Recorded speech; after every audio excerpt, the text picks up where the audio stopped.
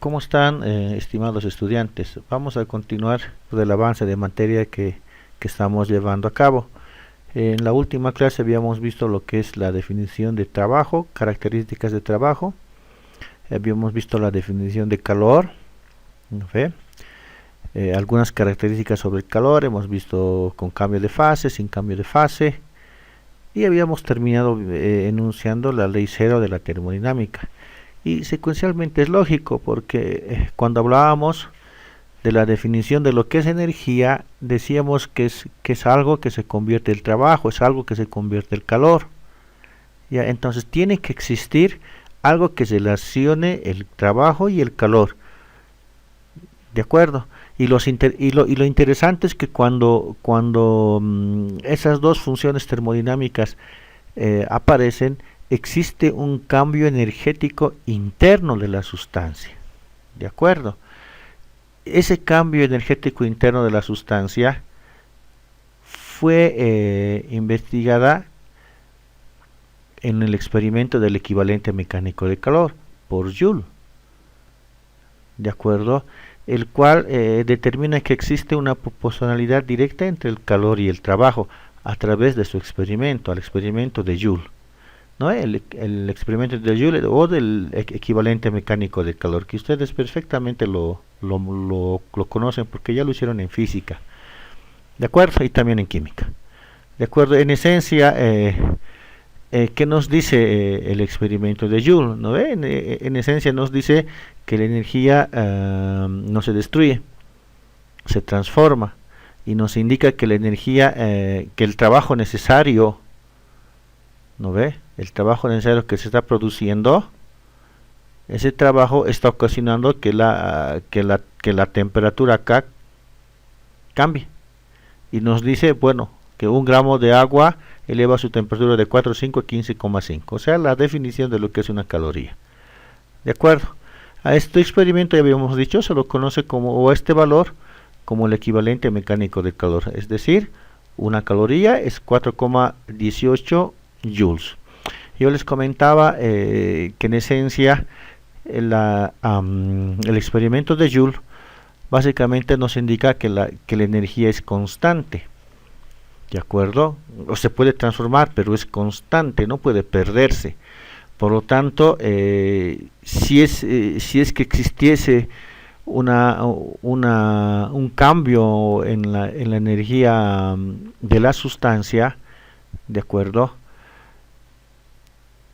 Joule la define a esta como aquella que dependiera de sus estados iniciales y finales simple y llanamente, no del trayecto, no de una función que no depende del trayecto. Y a esa función se la conoce como la energía interna. Y cuando hablamos de energía interna, habíamos dicho primero, el primer concepto de energía es muy complejo empezar a dar una definición exacta de lo que es energía, pero en esencia, cuando hablamos de energía interna, bueno, nos da una idea, ¿no? Es la energía dentro de nuestro sistema, es la energía que posee nuestro sistema, pero esta energía puede ser la energía cinética, la energía potencial, ¿no? La energía de deformación, un sinfín número de energías. ¿De acuerdo? Estamos aumentándole también la energía nuclear, cosa es interna de nuestro sistema. La energía interna compone entonces de muchos tipos de energía propias de un sistema compuesto por partículas. ¿De acuerdo? Pero es decir, estamos hablando de que esta energía interna es una función de estado, solamente nos interesa su cambio, su estado inicial y su estado final, y que además es una propiedad extensiva. De acuerdo, es una propiedad extensiva. En esencia, ya al definir lo que es propiamente la energía interna, ¿no ve? Podemos hablar que cuando se realizó el experimento de Joule, ustedes veían que la masita bajaba, ¿no ve? Ese trabajo ha producido un cambio en la energía interna. ¿De acuerdo? Ha producido un cambio en la energía interna. Por convención, anteriormente hemos indicado qué valores de trabajo vamos a utilizar, ¿no ve? Pero además, habíamos visto en la gráfica que además de que se produzca trabajo, este trabajo ocasionaba que la temperatura del líquido aumente. Es decir, este cambio de temperatura, que lo vamos a medir en función del flujo de calor, era igual al cambio de energía interna. ¿De acuerdo? Entonces ahí estamos viendo, oye, que la relación entre el trabajo y el calor había sido la energía interna. ¿De acuerdo? La relación, esa proporción que nos faltaba analizar. Por lo tanto, si nosotros vemos, estamos analizando que tanto el trabajo como energía no se está perdiendo, se está transformando. ¿De acuerdo? Tanto el calor se está transformando, no se está creando, no se está perdiendo. ¿Eso qué nos permite? Básicamente enunciar lo que es la primera ley de la termodinámica. ¿No ve? Esa relación, ese cambio, esa relación que existe entre el calor y el trabajo, es decir, la diferencia que existe entre los dos, ¿no ve? Es nuestra energía interna, es la variación de energía que tenemos en nuestro sistema. Y a esto se lo conoce como la primera ley de la termodinámica. Pero podemos resumir en el enunciado de la ley de la conservación de la energía, ¿no? La energía no se crea, no se destruye, solamente se transforma. Y ya bien puntual lo que es la definición de la primera ley. Una vez que nosotros conocemos la definición de la primera ley, entonces podemos agarrar y analizar algunos cambios iniciales, ¿no?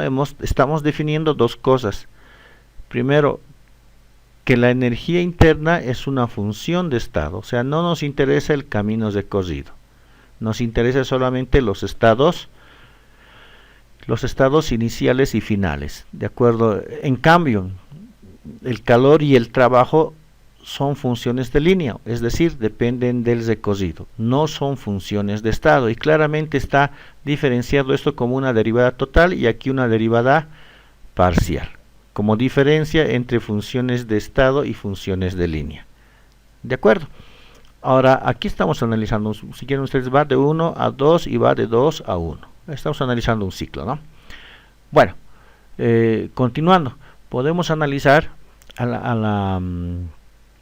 una vez que hemos determinado nosotros la primera ley, podemos analizar algunos procesos, porque generalmente trabajamos nosotros a volumen o a presión constante. En este momento nosotros estamos en nuestro hogar y la presión es constante, o sea, estamos trabajando a presión constante, que es lo más común. ¿De acuerdo? A volumen constante son procesos, digamos, que no los realizamos mucho nosotros, pero que sí en laboratorio los podemos trabajar. ¿De acuerdo? Entonces, si yo estoy evaluando, por decirles, en función a la primera ley, un proceso a volumen constante, la primera condición va a ser que el trabajo va a ser cero. Entonces, el calor en este momento es igual a la energía interna. ¿De acuerdo? Entonces, cuando estoy trabajando a volumen constante, la energía interna es igual al calor a volumen constante, que lo vamos a conocer como Q sub V. Esto nos permite analizar, ¿de acuerdo?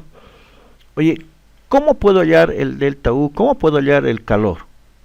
El calor en sí no tiene una fórmula específica, sino le damos condiciones de volumen, de presión, para poder hallar una ecuación que nos permita trabajar y determinar el calor.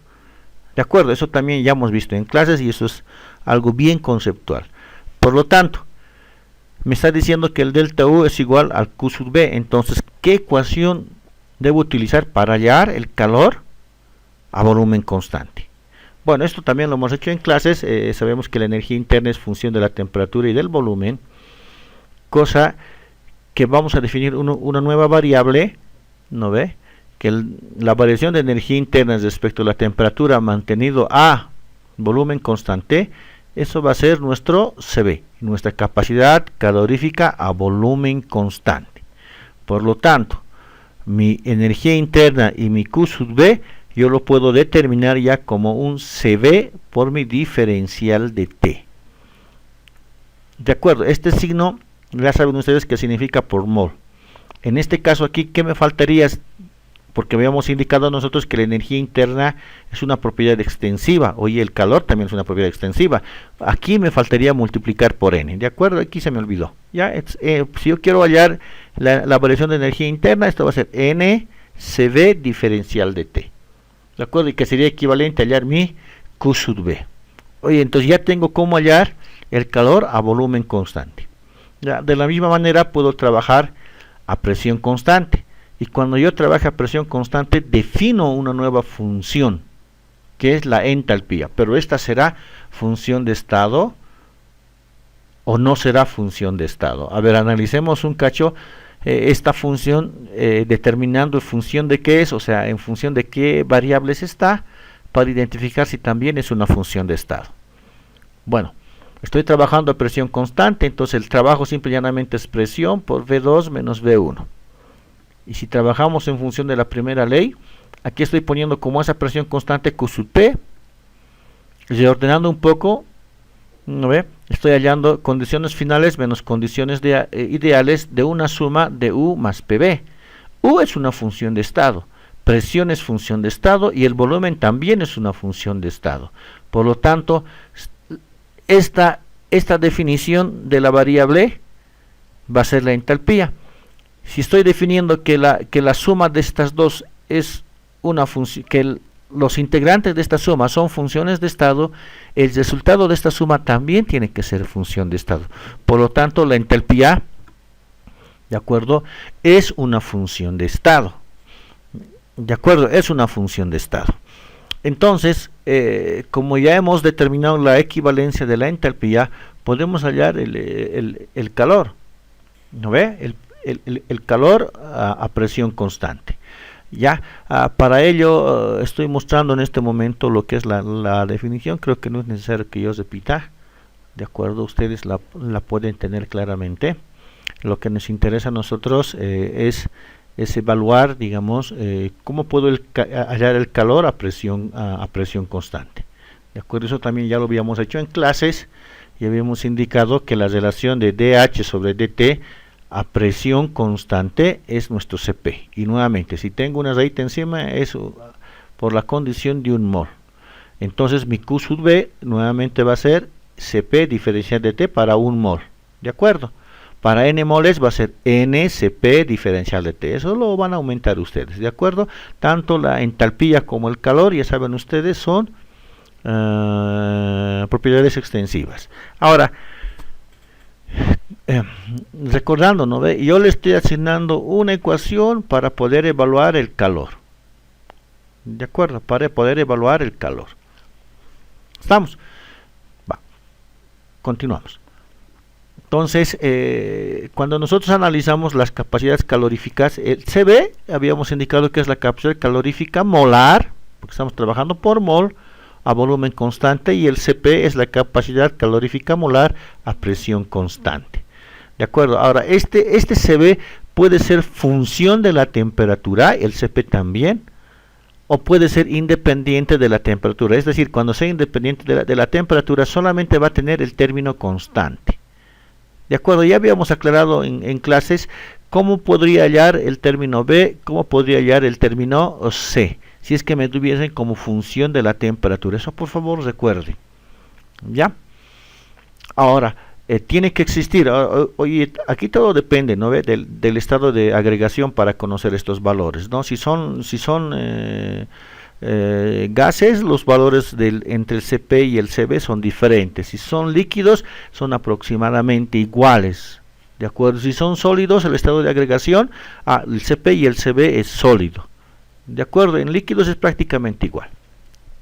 Continuamos entonces viendo, digamos, hemos hallado la capacidad calorífica a volumen constante. ¿De acuerdo?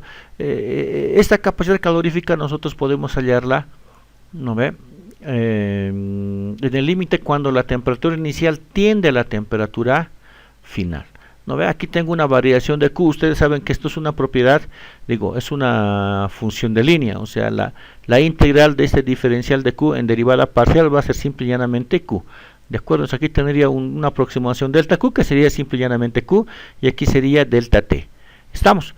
Entonces de ahí, esta capacidad, estamos refiriendo que esta capacidad va a ser mi calor específico por la masa. Eso también acuérdense, este es concepto básico, ¿no? Es la capacidad calorífica, es delta Q sobre delta T, pero esta capacidad calorífica es mi masa por el calor específico. El calor específico ya lo hemos definido anteriormente.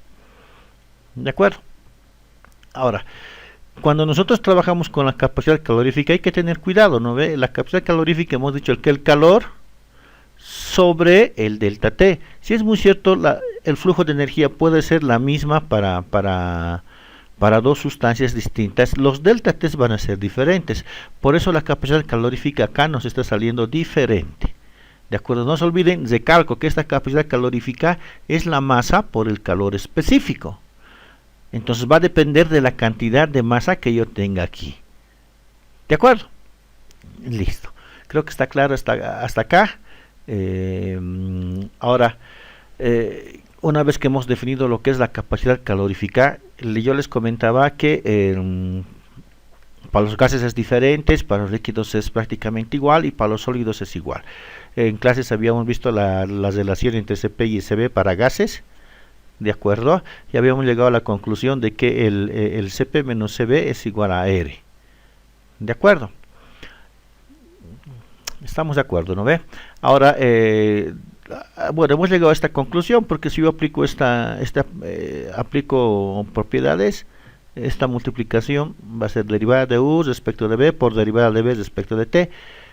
Esa es la cantidad de energía necesaria para mantener separadas a las moléculas. Y hemos dicho que en los gases ideales la atracción molecular es nula. ¿De acuerdo? Entonces este término va a ser cero. ¿Qué me quedaría? Presión por diferencial de B respecto a T. Oye, eso lo puedo poner en función, aquí está, en función, de acuerdo, de la ecuación del gas ideal. De acuerdo, directamente me da que el Cp menos Cv es igual a R. Eso demostrado también en clases, ¿de acuerdo? Ya. Cuando un gas ideal, ahora, esto es para un gas ideal. Los gases tienen comportamiento real. Todos los gases tienen un Cp y un Cv. No es que ya sean monoatómicos y diatómicos, eso lo vamos a analizar en el curso. Ya, con un Cp monoatómico, con un Cp diatómico, pero cada gas tiene su Cp-Cv. Eso seguramente lo van a profundizar mucho más en la parte de termodinámica de sus respectivas caderas. ¿De acuerdo? Cada gas también tiene su R, obviamente. Entonces, si nosotros tomamos en cuenta que para este curso vamos a utilizar nosotros gases monoatómicos, para todos vamos a tomar en cuenta que el Cv es 3 medios de R. Por lo tanto, el Cp para gases monoatómicos va a ser 5 medios de R. Para gases diatómicos el Cv es 5 medios de R, el Cp va a ser 7 medios de R. Eso también ya lo tenemos en clases. Sería interesante que ustedes analicen, oye, ¿qué es un gas diatómico? ¿El dióxido de carbono será un gas diatómico? ¿Qué es un gas monoatómico? ¿De acuerdo? El cloro gaseoso será un gas monoatómico. El helio será diatómico. Sería bueno tener conceptos bien claros en esta parte, por favor. ¿De acuerdo? Ya. Bueno, hasta aquí vamos a ver hoy. Cualquier consulta que tengan, por favor no duden en realizarla. Yo les voy a contestar en las noches de 8 en adelante. De acuerdo, para la próxima clase voy a preparar nuevamente un ejercicio para esta parte de la introducción, para esta parte de termodinámica. De acuerdo, se cuida, hasta luego.